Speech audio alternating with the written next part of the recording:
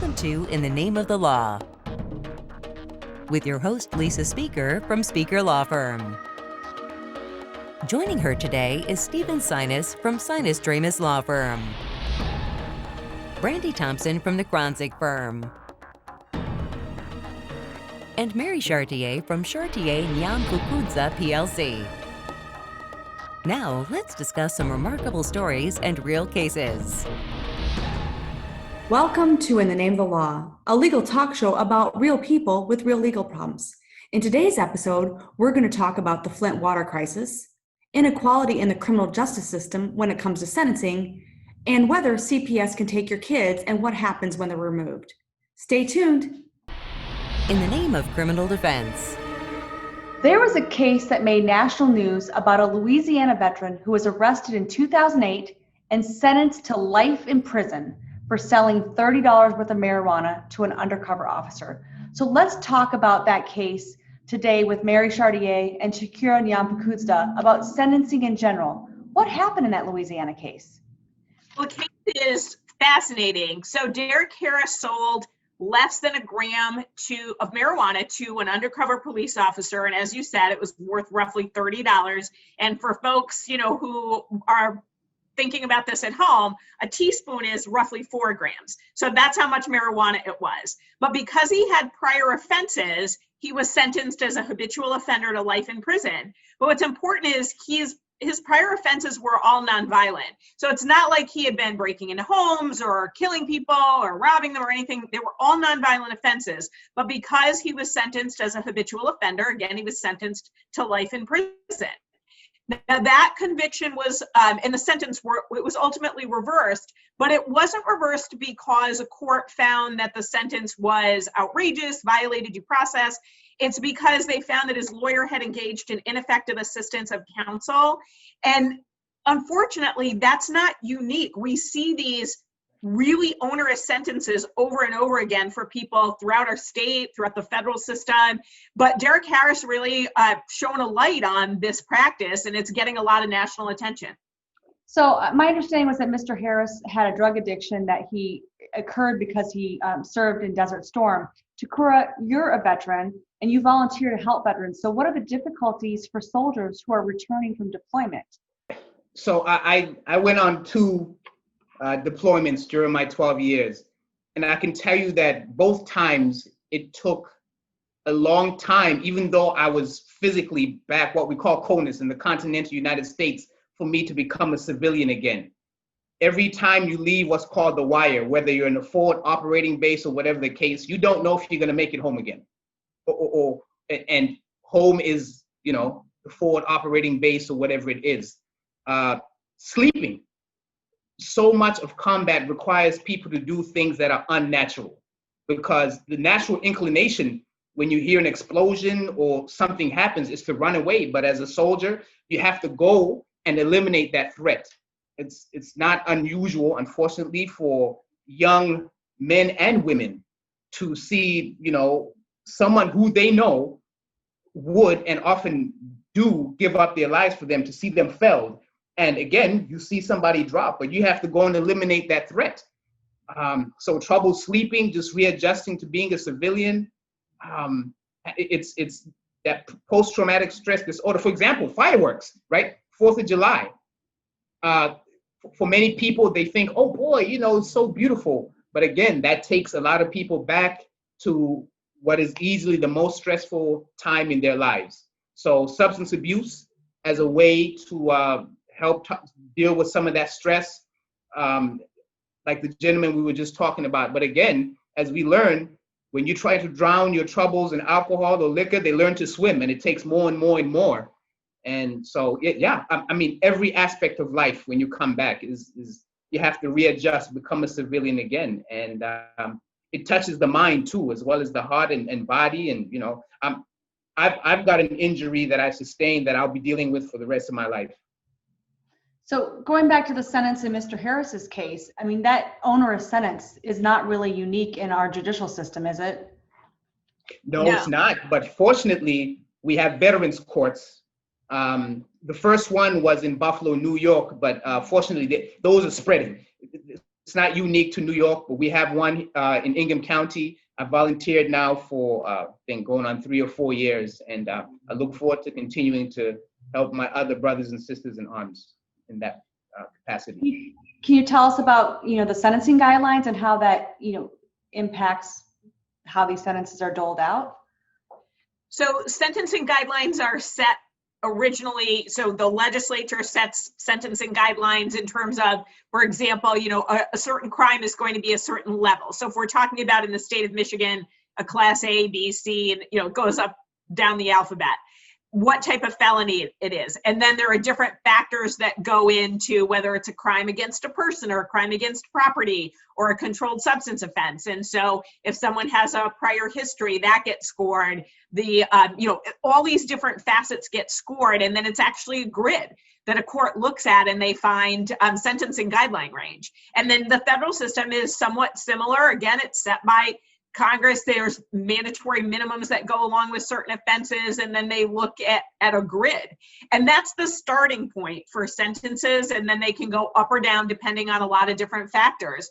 But I heard a federal judge one time say these sentences in federal court are basketball scores, and they are. They're incredibly, incredibly high. So I don't think people realize the magnitude of the incarceration time. I mean, you'll see young men go, it's a 10-year mandatory minimum, and it'll be their first drug offense in federal court. And, prosecutors are just not budging, and courts have to sentence them to that. I mean, it takes such a toll on communities. So hearkening back to a theme that we've talked about in some of our other episodes, is there systematic racism in the sentencing process? Yes. Right. Absolutely. Absolutely. As a matter of fact, on the 27th of August, 2020, the Citizens for Racial Equity in Washtenaw County released a report. They looked at 1,000 cases out of Washtenaw alone. And again, it's entirely too long for us to cover it all. But some of the highlights, and they looked at everything from driving while license suspended to capital offenses, which are ones that you can draw your last breath behind bars for. For driving while license suspended, the report found that people of color were nearly 3 times as likely as whites to be charged, but also armed robbery, 8.5 times more likely. Assault with intent to commit murder, nearly 10 times as likely. It goes on and on and on. Felony firearm, more than 29 times. And again, that's that strong arm one that we were talking about, where you have to serve a mandatory minimum of 2 years in prison. And they looked at a particular judge. His name was Judge Brown. On average, Judge Brown gave people of color a minimum sentence of 9.7 years in prison and a maximum sentence of 24.9 years. Do you think it was the same for white people? Absolutely. Yeah. White people received an average minimum of 4.2 years and a maximum of 19.9 years. The numbers speak for themselves. So that's a Washtenaw County study. Do we have national studies that support that same thing? You do. You see them all across the country, from federal courts to state courts, everywhere. One of the things that you also have to think about in federal court is the difference between how financial crimes are sentenced and how drug crimes are sentenced. So someone accused of stealing $15,000, let's say, from their employer is going to serve maybe, guideline range wise, maybe 6 months to 12 months in prison. Someone accused of possessing that much in terms of drugs, they're going to be looking at 10, 15, 20 years. It's vastly different. Federal courts, for years, there was a crack cocaine and cocaine disparity, meaning you had to possess 100 times the same amount of cocaine as crack cocaine to be sentenced accordingly. And that's because the lawmakers thought, well, it's people of color who are using crack cocaine and it's white people who are using cocaine. That disparity is everywhere. Things that we can do to stop it: we can demand the end of mandatory minimums from our legislators. We can force and really demand that there's implicit bias training in every single facet of our court system, police, prosecutors, everywhere, so people can really look within themselves.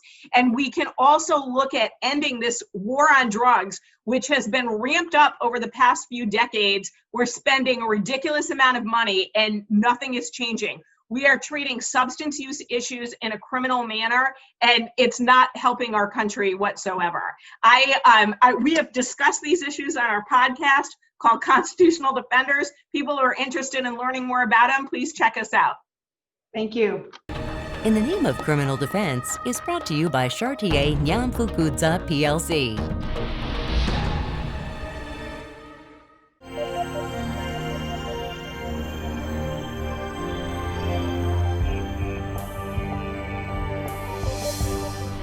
In the name of CPS Defense and Family Law. Welcome back to In the Name of the Law, the CPS Defense and Family Law segment. We're here today to talk about whether CPS can take your kids. And I'm with Brandy Thompson, who is a partner at the Kronzek law firm in Lansing. And along with her is Josh Peace, who is an attorney also at the Kronzek law firm. Welcome, Brandy and Josh, and thank you for being here. Thank you. Hello. So, Brandy, did you want to say a little bit about Josh to introduce him? Yeah, thanks. Josh has been with our firm here at the Kronzek firm for about 4 years. He came to us with some very relevant experience with regard to CPS defense. He's worked at the prosecutor's office as well as represented children as a guardian ad litem for many years. So we were pleased to have him come on board and help us with these CPS cases. Well, let's start by talking about what happens when CPS first comes knocking at the door. What do they need before they can take your child from your house? So in order for CPS to take your kids from your house, they need a court order. They need to go to the court and demonstrate to a judge or referee that there is a substantial risk of harm to your children's life, physical health, or mental well-being in order to get that order to remove the kids. And without that order, CPS cannot take your kids from your home. And that's the same with law enforcement, right? So, correct? It is not the same with law enforcement. Law enforcement does not necessarily need a court order. They can remove the kids from your home if they believe there is an imminent risk of harm to the children's safety. But when law enforcement takes children from the home, they must immediately call CPS. So I guess that brings me to two questions. If CPS is at the door without a court order, the parent is allowed to tell them to go away. Absolutely. But if it's law enforcement, if you don't think there's an imminent risk of harm, is there anything that you can do to stop the police officer from taking the child? Law enforcement has certain powers that CPS doesn't to be able to enter the home against someone's will to take the children if law enforcement believes there is this imminent risk of harm. Okay, so let's talk about what happens next. Once the child has been removed from the parent's home, what happens next? So when the children are removed from the parent's home, CPS will be filing a petition with the court asking for the court to be involved in the family's life. And once that petition is filed and that order to remove the children is signed, the court has to have a preliminary hearing within 24 hours of the removal. So Lisa, this is typically where our office gets those phone calls and brings us on board.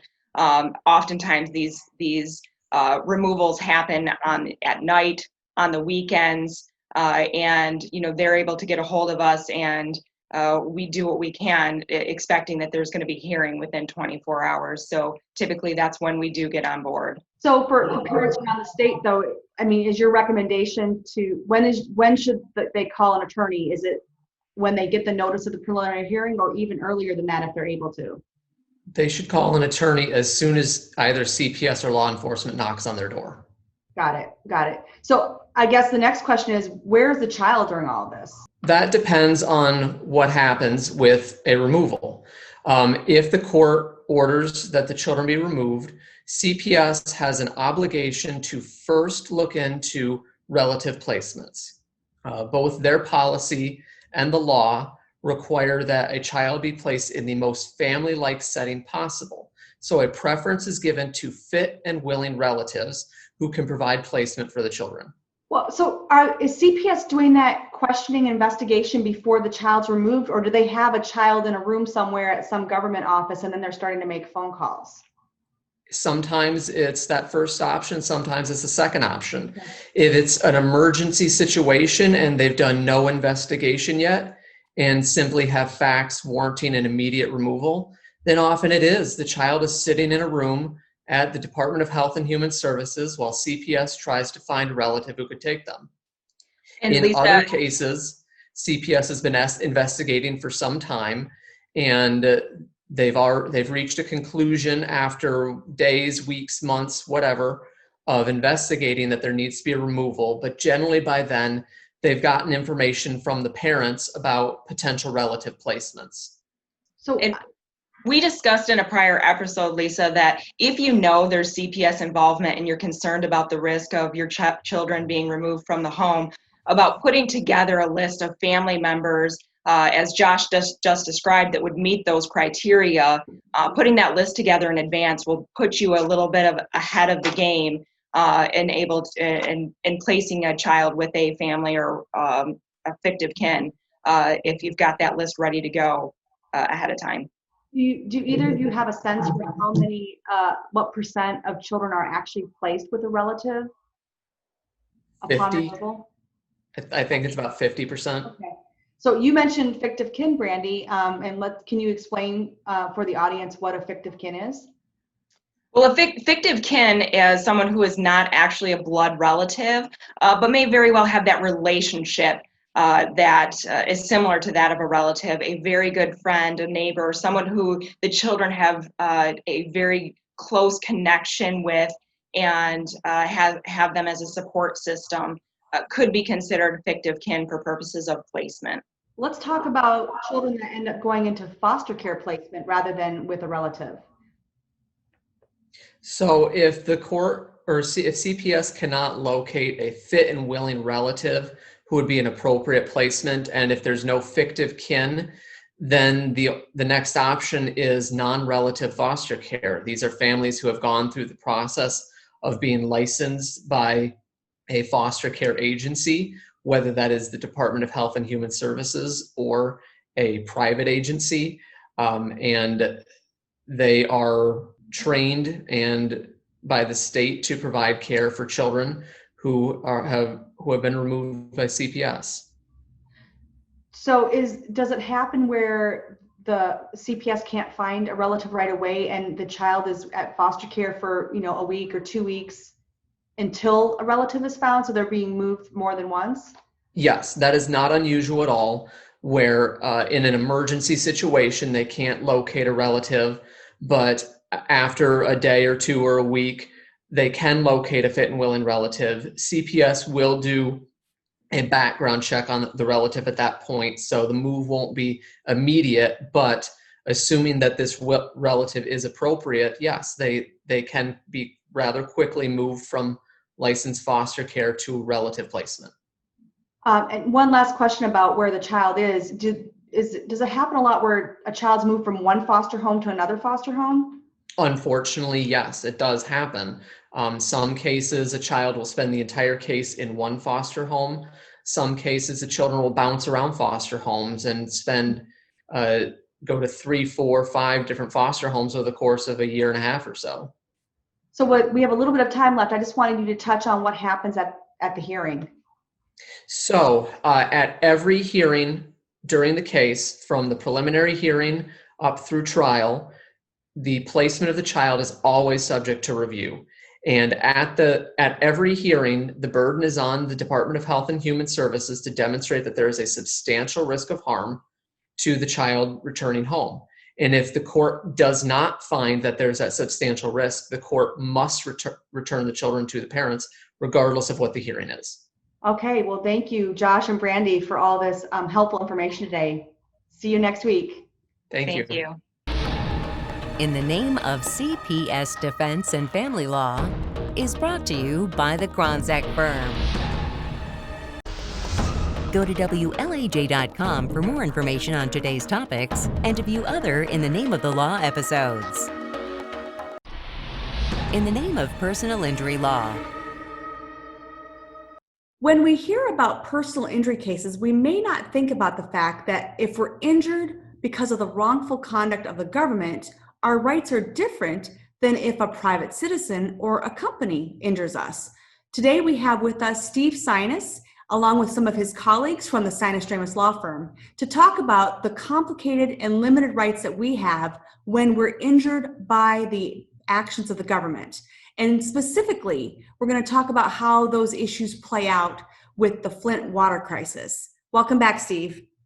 Thanks so much for having me. It's great to have my colleagues with me. I have law firm partner Jim Graves, who's had an illustrious legal career representing various personal injury victims across the state of Michigan.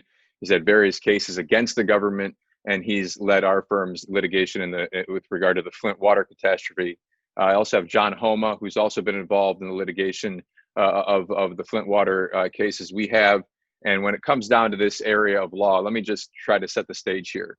People may not understand this, but if the government injures you and was negligent in doing so, it has immunity from you bringing any lawsuit against it, unless you can fit within a certain statutory framework that's laid out.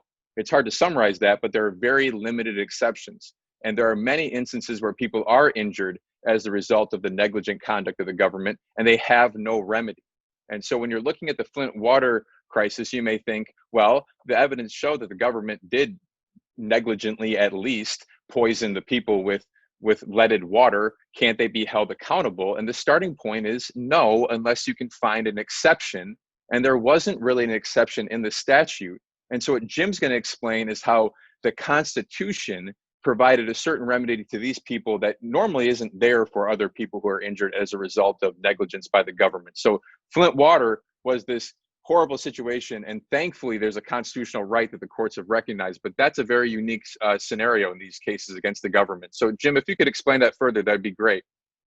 Thank you, Steve. You're absolutely right. The exceptions to governmental immunity, which protects the government from being sued, are not available here. We don't fit within those exceptions. So what the lawyers on behalf of the citizens of Flint were able to do is fashion an argument that the U.S. Constitution was violated. Specifically, what we call a Section 1983 claim was brought, which means that the government here, by opening the faucets to the Flint River water, which was poisonous, was a deliberate act to the indifference of the safety of the community, that it was arbitrary, capricious, and was so wrong that there's a constitutional violation referred to as a violation of one's bodily integrity. And so that is the legal basis on which then the judge in this case found that these cases can go forward. They cannot be dismissed at the outset based on governmental immunity. So what's the reality of the litigation over the Flint water crisis? Well, the Flint water crisis has been in litigation for years. It has been a very complex litigation in multiple courts across the state, including our home state courts, the Michigan State Court of Claims, which is a venue for suing state actors or state of Michigan employees, and also in federal court. And one of the most complex parts of this case is the sheer number of individuals injured and seeking redress for their injuries. To date, there are over 30,000 individuals who have been injured by the Flint water. There's also multiple defendants and actors who played a part in the role of switching the Flint water to the public. So therefore, there are many different types of claims, defendants, and different legal theories, as Jim has alluded to, which are unique to this case and make it quite complex as far as litigation goes. So I heard there might be a proposed settlement. Jim, could you tell us a little bit more about what that means? I will, Lisa. A few weeks ago, the state of Michigan announced that there has been a tentative settlement reached on behalf of the state of Michigan and the governmental officials with representatives of the plaintiffs who brought this cause of action. And under the terms of this tentative settlement, it's a $600 million settlement to be distributed to the citizens of Flint. But it has not been finalized, and there will be an opportunity for additional residents to come forward and make their claims at a later date. So the process will go on for many months. Probably, in all likelihood, no distribution of funds will be made until sometime next year. So would this settlement, if it was accepted, would it resolve the cases of those 30,000 claimants that John had mentioned? No. In fact, there are other defendants, other parties who've been sued, including engineering firms that assisted the city of Flint and made recommendations that were not followed by their own engineering people to allow this to happen. And so those cases are being brought on a professional negligence theory. Those cases will continue to go forward. And can you tell us a little bit about like the types of injuries that the people of Flint have suffered, what that money is supposed to compensate them for? Primarily to the children of Flint who ingested lead, which is a neurotoxin and affects their intellectual ability, and also for those people who contracted Legionella and either were severely harmed or died as a result of Legionnaire's disease. And let me try to tie this all together for the viewers, because I know it's a lot to take in. But one thing we want to make sure people understand is that there really is this unique set of rights that's very limited when you are injured as the result of the negligence of the government. And that is based on legal doctrines that were part of our nation's law hundreds and hundreds of years ago, but then has been codified by statutes that have been passed by our elected officials that further limit and create all these procedural requirements for people to follow, different standards that apply, that all make it really difficult to obtain justice when the government is the negligent actor. And we can have our debates about whether that should be the case or not, but people need to understand that's the reality and think about whether or not that really makes sense. To some extent it may, but some of these procedures that the people of Flint have had to deal with in terms of how they litigate their cases and these notice requirements, that's one thing we haven't talked much about, but one of these unique requirements is this need to notify the government of your intent to bring the claim after so many months, so many days, so many years, whatever may be the claim. And if you don't do that, then you just don't have any claim at all. And some of these things are just patently unfair. And we just really want to bring more awareness to people about it so that they're not surprised if they are injured, and that they certainly know so they can maybe advocate for better change. Now, one last question. You mentioned there are cases in federal court and state court, and is the settlement specifically for the federal court cases? No, this would be an omnibus settlement on behalf of all state defendants. Okay. Any closing thoughts, John or Steve?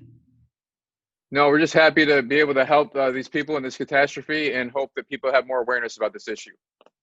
Gentlemen, thank you so much for helping the citizens of Flint. Thank you, Lisa. In the Name of Personal Injury Law is brought to you by the Sinas Dramis Law Firm.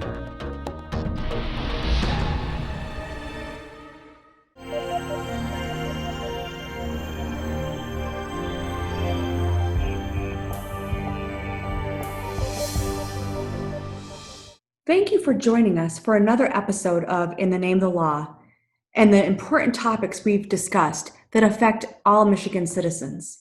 We look forward to seeing you next week. Thank you for joining us today for In the Name of the Law.